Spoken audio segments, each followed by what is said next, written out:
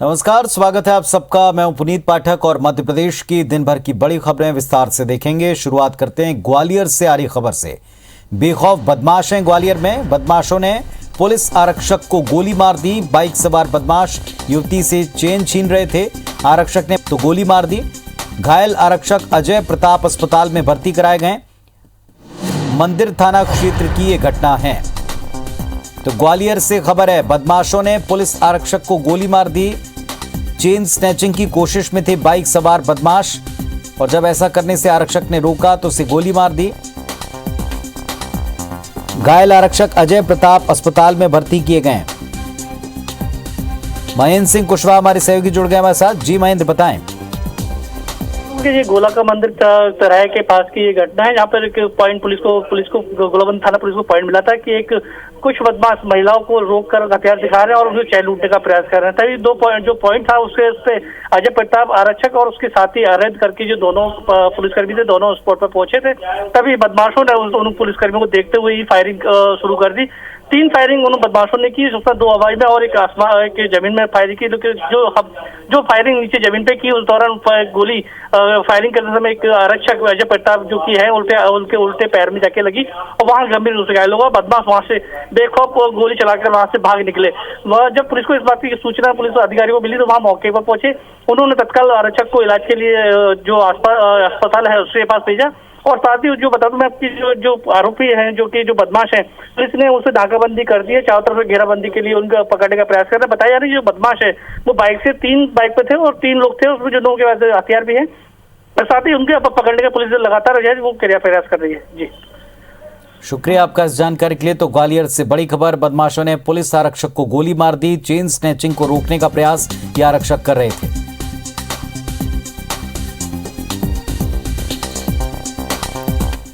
पूरे देश के साथ मध्य प्रदेश में भी कल स्वतंत्रता दिवस समारोह मनाया जाएगा। 75वीं सालगिरह जोर शोर से मनाने की तैयारी है। मुख्य सरकारी आयोजन राजधानी भोपाल में होगा। प्रदेश के हर जिला मुख्यालय से लेकर ग्राम पंचायतों तक आजादी की वर्षगांठ समारोह पूर्वक मनाई जाएगी। भोपाल में सीएम शिवराज सिंह और जिला मुख्यालयों पर मंत्री झंडारोहण करेंगे। तय कार्यक्रम के मुताबिक मुख्यमंत्री शिवराज सिंह चौहान भोपाल के लाल परेड ग्राउंड पर झंडा फहराएंगे, जबकि गृह मंत्री नरोत्तम मिश्रा अपने प्रभार के जिले इंदौर में ध्वजारोहण करेंगे। विधानसभा अध्यक्ष गिरीश गौतम अपने गृह क्षेत्र रीवा में तिरंगा फहराएंगे। कांग्रेस प्रदेश अध्यक्ष कमलनाथ छिंदवाड़ा में तिरंगा फहराएंगे, जबकि पीसीसी में संगठन प्रभारी चंद्र प्रभाष शेखर ध्वजारोहण करेंगे। इसके अलावा बाकी मंत्रियों इनमें गोपाल भार्गव जबलपुर में, तुलसीराम सिलावट ग्वालियर में, विजय शाह सतना, जगदीश देवड़ा उज्जैन, बिसाहूलाल सिंह मंडला, यशोधराजे सिंधिया देवास, भूपेंद्र सिंह सागर, मीना सिंह मांडवे सीधी, कमल पटेल छिंदवाड़ा, गोविंद सिंह राजपूत दमोह, ब्रिजेंद्र प्रताप सिंह होशंगाबाद, विश्वास सारंग विदिशा में तिरंगा फहराएंगे। बाकी मंत्रियों के कार्यक्रम भी तय हैं।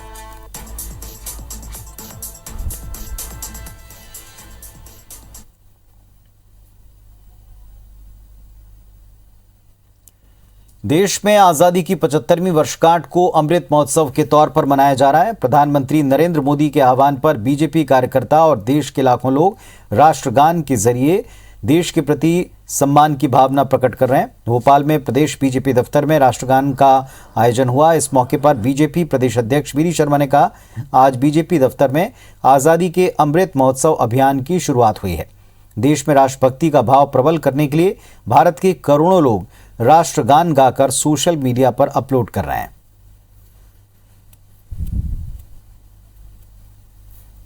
उनको दर्द नहीं पता है कांग्रेसियों को, क्योंकि उन्होंने इस देश के विभाजन में जो भूमिका निभाई है, इस बात का उनको दर्द नहीं होता कितने लाखों लाख लोगों को कुर्बानियां देनी पड़ी थी। 7.5 करोड़ से ऊपर हमारी मध्य प्रदेश की जनता को और सभी कार्यकर्ताओं को आजादी के अमृत महोत्सव की 15 अगस्त की बहुत बहुत शुभकामनाएं देता हूं।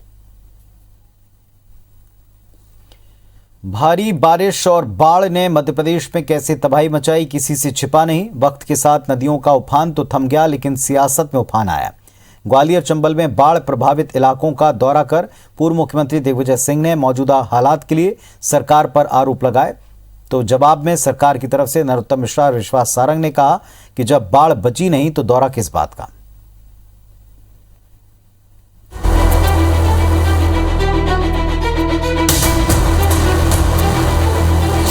ग्वालियर चंबल उजड़े घर, फसलें तबाह, लोग बेघर, टूटी सड़कें, हर तरफ बर्बादी। ये तस्वीरें कुछ दिनों पहले की हैं, जब उफनती नदियों ने पूरे इलाके का जनजीवन अस्त व्यस्त कर दिया। नदियों का उफान तो कम हो गया, लेकिन अब सियासत जोर मार रही है। मुख्यमंत्री, पूर्व मुख्यमंत्री, केंद्रीय मंत्रियों ने दौरे कर भरोसा दिया, लेकिन बयानबाजी का सिलसिला रुका नहीं है। इलाके का दौरा कर रहे पूर्व मुख्यमंत्री दिग्विजय सिंह ने मौजूदा हाल के लिए सरकार पर जमकर आरोप लगाए। साथ ही पूर्व मुख्यमंत्री कमलनाथ ने ट्वीट भी किया। ग्वालियर चंबल में आई भीषण बाढ़ से हुए नुकसान का सरकार की तरफ से अभी तक कोई मुआवजा नहीं।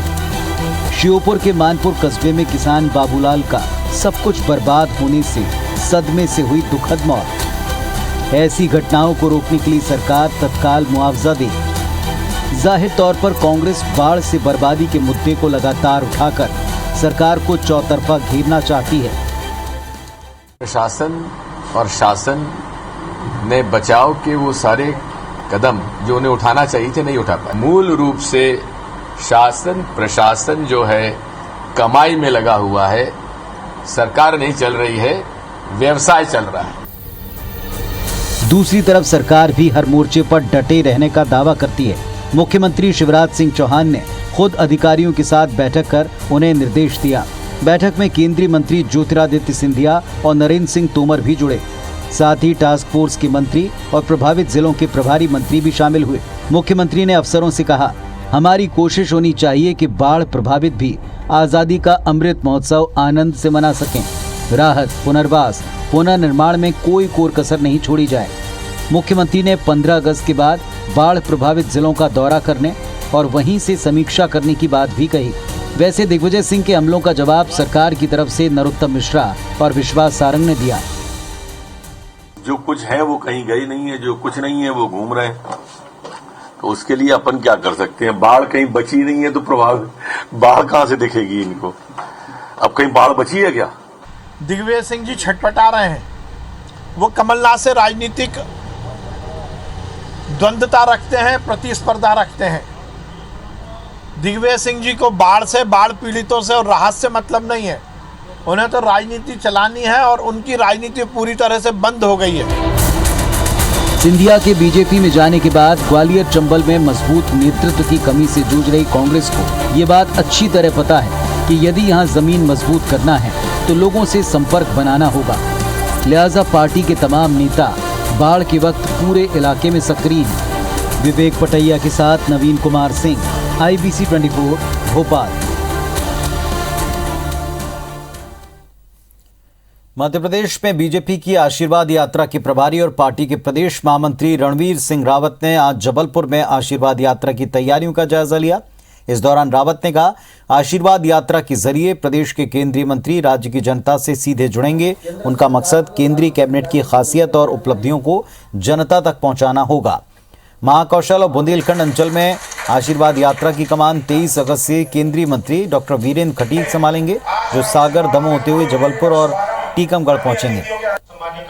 कांग्रेस के तंज पर रावत ने कहा कि बीजेपी आशीर्वाद यात्रा ही निकालेगी, लेकिन कांग्रेस को अपनी 15 महीने की सरकार की नाकामियों के लिए लोगों से माफी जरूर मांगनी चाहिए।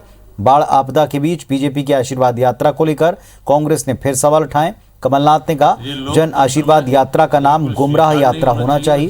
ग्वालियर में बाढ़ से हुई तबाही का मुआयना करने पहुंचे दिग्विजय सिंह ने कहा कि लोग बाढ़ से तबाह हो गए और बीजेपी के मंत्री सिर्फ सियासत में बिजी हैं। कृषि कानून को लेकर जिस प्रकार से किसानों में भ्रम फैलाने का काम कर रहे, ये सारी बातें कांग्रेस की और विपक्ष की असलियत को जनता के बीच में ले जाने का काम भी इस आशीर्वाद यात्रा के माध्यम से होगा। कांग्रेस देश को गुमराह करने का काम करे, इसलिए कांग्रेस की बात को कोई गंभीरता से लेता नहीं है। किस चीज का आशीर्वाद? वो जनता को आशीर्वाद ना दे सकते हैं ना ले सकते हैं, तो जनता को केवल गुमराह कर सकते हैं। इसका नाम गुमराह यात्रा होनी चाहिए। जनता के बीच में जाए तो आशीर्वाद मिल जाएगा उनको। केंद्र में जो नए मंत्री बनाए गए हैं, वो मंत्री अपने अपने क्षेत्रों में जाके देश के अंदर ये बताएंगे कि अपमान करने का काम कांग्रेस और विपक्ष के लोग कर रहे हैं। केंद्रीय मंत्री ज्योतिरादित्य सिंधिया का छिंदवाड़ा दौरा रद्द होने पर बीजेपी प्रदेश अध्यक्ष विष्णुदत्त शर्मा ने कहा कि दौरे संगठन तय करता है, बीडी शर्मा या सिंधिया जी तय नहीं करते। संगठन तय करता है कि किस कार्यकर्ता को कहां और कब दौरा करना है। सिंधिया छिंदवाड़ा भी जाएंगे, राघोगढ़ भी जाएंगे। वहीं उपचुनाव वाले इलाकों में अपना दौरे को लेकर बीडी शर्मा ने कहा कि केवल चुनाव के समय नहीं, हम हमेशा तैयारी में रहते हैं। बीजेपी 365 दिन और 24 घंटे सक्रिय रहकर अपनी भूमिका निभाने वाली पार्टी है। आज़ादी का अमृत महोत्सव मनाने पर कांग्रेस नेताओं के सवाल खड़े करने पर शर्मा ने हमला बोलते हुए कहा कि कांग्रेसियों को दर्द नहीं पता, कांग्रेसी हर बात पर प्रश्न उठाएंगे, उनके पास इसके अलावा कुछ काम नहीं। ये दौरे संगठन ये चीजें तय करता है, बीडी शर्मा तय नहीं करते, न सिंधिया जी तय करते। भारतीय जनता पार्टी 365 दिन 24 घंटे सक्रिय रह करके अपनी भूमिका निभाती है, इसलिए तो सहज प्रवास है। मेरे प्रवास तो पहले भी चल रहे थे। कृषि और छिंदवाड़ा के प्रभारी मंत्री कमल पटेल 2 दिवसीय दौरे पर छिंदवाड़ा पहुंचे। पांडुरना में उन्होंने अलग अलग निर्माण कार्यों का लोकार्पण भूमि पूजन किया। इस मौके पर उन्होंने कहा, आम जनता की समस्या के निराकरण के लिए छिंदवाड़ा जिले से आपकी समस्या का हल, आपके घर योजना शुरू की जाएगी। पांडुरना में नवीन थाना भवन का लोकार्पण करते हुए प्रभारी मंत्री ने कहा कि जब से सत्ता परिवर्तन हुआ तब से न्याय मिलना आसान हो गया। प्रभारी मंत्री कमल पटेल प्रसिद्ध जाम सावली हनुमान मंदिर में दर्शनों के लिए पहुंचे। इस मौके पर पांडुरना विधायक नीलेश उइके, पूर्व मंत्री चौधरी चंद्रभान सिंह, पूर्व विधायक रमेश दुबे भी मौजूद थे। कांग्रेस विधायक नीलेश उइके ने इस दौरान जमकर मंत्री की तारीफों के पुल बांधे। तो उसके साथ सम्मान से व्यवहार हो, पूरे क्षेत्र की ओर से स्वागत करते। मध्य प्रदेश में बीजेपी रैगांव, जोबट, पृथ्वीपुर विधानसभा और खंडवा लोकसभा उपचुनाव की तैयारी में जुट गई है। बीजेपी प्रदेश अध्यक्ष विष्णुदत्त शर्मा 16 अगस्त को उज्जैन में बाबा महाकाल के दर्शन कर अपना चुनावी दौरा अभियान शुरू करेंगे। महाकाल के दर्शन के बाद वो अलीराजपुर पहुंचेंगे और 17 अगस्त को अलीराजपुर में जिलाध्यक्ष, सांसद, विधायकों, प्रदेश पदाधिकारियों, प्रमुख नेताओं और चुनाव प्रभारी, सह प्रभारी की मीटिंग लेंगे। 18 अगस्त को वो बुरहानपुर और 19 अगस्त को खंडवा में नगर केंद्र, ग्राम केंद्र के पालक संयोजक, मंडल पदाधिकारियों, विधानसभा में निवासरत जिला पदाधिकारी, चुनाव प्रभारी, सह प्रभारी समेत प्रमुख नेताओं की बैठक लेकर उपचुनाव को लेकर बातचीत करने वाले हैं।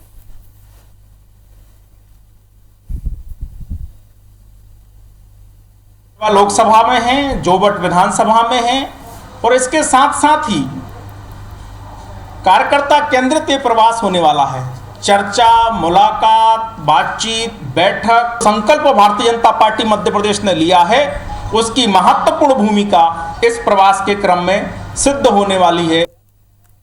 ग्वालियर के महाराज बाड़े पर नगर निगम पोस्ट ऑफिस की बिल्डिंग पर 15 अगस्त के लिए झंडा लगाने के दौरान क्रेन टूटकर गिर गई। निगम के 3 कर्मचारियों की इसमें मौत हो गई। इसके बाद मृतक कर्मचारियों के परिजनों ने मुआवजे, अनुकंपा नियुक्ति और दोषी अफसरों पर कार्रवाई की मांग को लेकर शवों को सड़क पर रखकर चक्का जाम कर दिया। सूचना मिलते ही ऊर्जा मंत्री प्रद्युम्न सिंह तोमर पहुंचे, घटना को दुखद बताया, नाराज परिजनों को समझा बुझाकर जाम खुलवाया। सरकार की ओर से मंजूर 4-4 लाख रुपए मुआवजा और परिवार के एक सदस्य को अनुकंपा नियुक्ति देने की बात कही है। साथ ही असिस्टेंट फायर ऑफिसर उमंग प्रधान को तत्काल प्रभाव से सस्पेंड कर दिया है। पूरे मामले की जांच के साथ दोषियों पर कार्रवाई का भरोसा दिया है। जांच का जिम्मा अपर कलेक्टर आशीष तिवारी को सौंपा गया है। उधर सीएम शिवराज ने भी इस हादसे पर दुख जताया।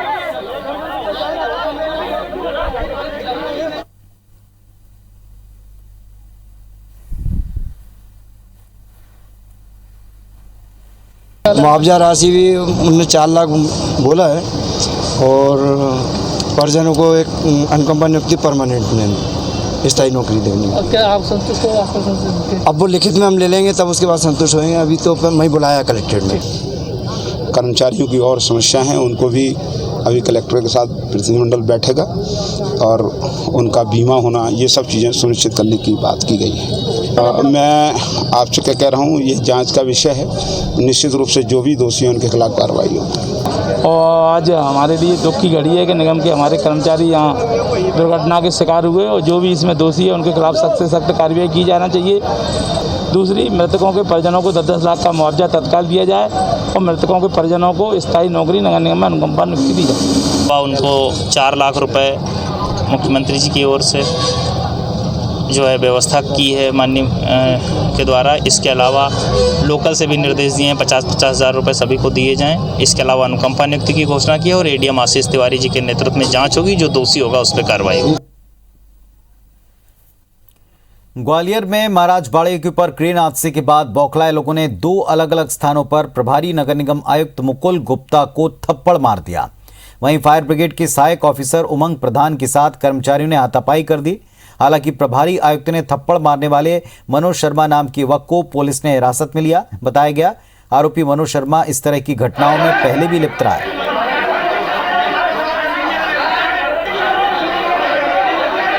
ऐसी सूचना है, कोई सिरफिरा वकील है, देख रहे हैं, कार्रवाई करेंगे। हम वैधानिक कार्रवाई करेंगे। हम उसको ढूंढ रहे हैं। अभी हम लोग हादसे में थे, हम उसको ढूंढ रहे हैं। जबलपुर मेडिकल यूनिवर्सिटी के कुलपति डॉक्टर टीएन दुबे ने इस्तीफा दे दिया है। डॉक्टर दुबे ने इसके पीछे व्यक्तिगत कारणों का हवाला दिया। हालांकि इसकी वजह चिकित्सा शिक्षा मंत्री विश्वास सारंग से नाराजगी को बताया जा रहा है। मेडिकल यूनिवर्सिटी में अनियमितताओं के आरोप से मंत्री नाराज थे। पहले परीक्षा परिणाम को लेकर धांधली की बात सामने आई।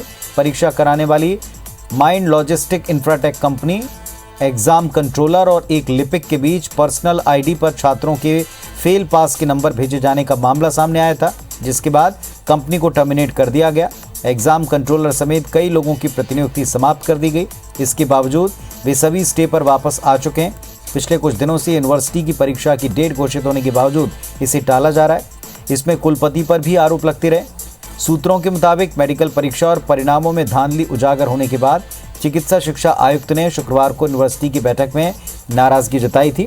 एकेडमिक कैलेंडर का पालन नहीं करा पाने को लेकर कुलपति और कुल सचिव को फटकार भी लगाई थी। एमपी स्टूडेंट यूनियन ने कुलपति के इस्तीफे पर जश्न मनाया। छात्र शक्ति की विजय हुई है। जिस प्रकार से मेडिकल के कुलपति का निष्कासन हुआ है, इसका श्रेय उन सभी पीड़ित छात्रों को जाता है जो अपनी आवाज़ के लिए सड़कों पे उतरे हैं, और इसके लिए हम मध्य प्रदेश सरकार का भी बहुत बहुत आभार व्यक्त करते हैं। मुरैना में यातायात प्रभारी के शिक्षक के साथ किया गया अपमानजनक व्यवहार का मामला तूल पकड़ रहा है। 15 अगस्त की परेड की तैयारी के समय गाड़ी हटाने को लेकर पहले ट्रैफिक सिपाही ने शिक्षक के साथ अभद्रता की, और इसके बारे में यातायात प्रभारी हरेंद्र सिंह से जब बात की गई तो उन्होंने भी शिक्षक के साथ अभद्र भाषा का इस्तेमाल किया, उनकी वेशभूषा और धार्मिक मान्यताओं का अपमान किया। मामले में जानकारी के बाद हिंदू संगठन और भाजपा नेताओं ने यातायात प्रभारी पर कार्रवाई की मांग की है। हालांकि शिक्षक ने इसकी शिकायत किसी से नहीं की।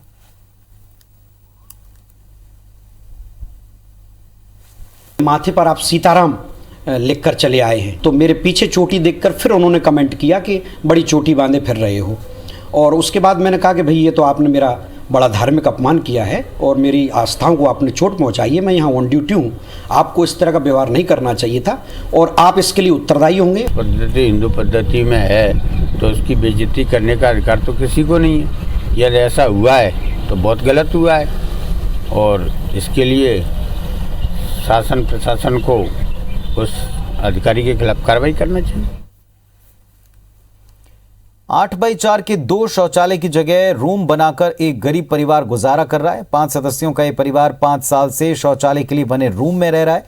टीकमगढ़ जिले में जनपद पंचायत जतारा के केशवगढ़ गांव का दलित मगनलाल अहिरवार का परिवार मकान न होने से शौचालय में ही जीवन बिता रहा है। इस छोटे से रूम में वो ठीक से बैठ भी नहीं पाते। बारिश और ठंड में रतजगा करना पड़ता है। आवास के लिए उसने सरपंच, कलेक्टर को, मुख्यमंत्री तक को गुहार लगाई, लेकिन अब तक कहीं से कोई मदद नहीं मिली। थकार कर यह परिवार शौचालय में जैसे तैसे गुजर बसर कर रहा है। परिवार को किसी भी तरह की कोई मूलभूत सुविधा नहीं मिल रही। तो साहब बाप दादा से की मेरा गिर पड़ो खत्म होगा, गिर पड़ी बस आज से गिर पड़ो। अब भैया हम 2 हैं भी अब उन्होंने अलग बना ला और नियारे हो गए। हमें जी शौचालय पर बना पास मेरे निवासी से निकल रहे हैं। आवेदन की तस्दीक की गई तो पता चला कि ये जतारा कोर्ट में जाते समय मोटरसाइकिल से एक अन्य व्यक्ति के साथ जा रहा था तो गिर गया है। उसकी चोटों को मारपीट की चोटें बता रहा है। फिर भी इस पर हम और अभी जांच जारी है। ये मामला मेरी संज्ञान में अभी आया है, चूँकि मैं देख लेता हूँ इसमें क्या कार्रवाई होगी। आखिरकार उसको आवास क्यों नहीं मिला है, शौचालय में रहने के लिए क्यों मजबूर है, इसको देख के और जो भी संबंधित होगी कार्रवाई संबंधित विभाग को लिख देंगे और जो भी यदि पात्रता की श्रेणी में आता है तो उसका आवास निर्माण करवाएंगे। तो इस बुलेटिन में फिलहाल इतना ही। खबरों अपडेट्स के लिए आप देखते रहें IBC 24। नमस्कार।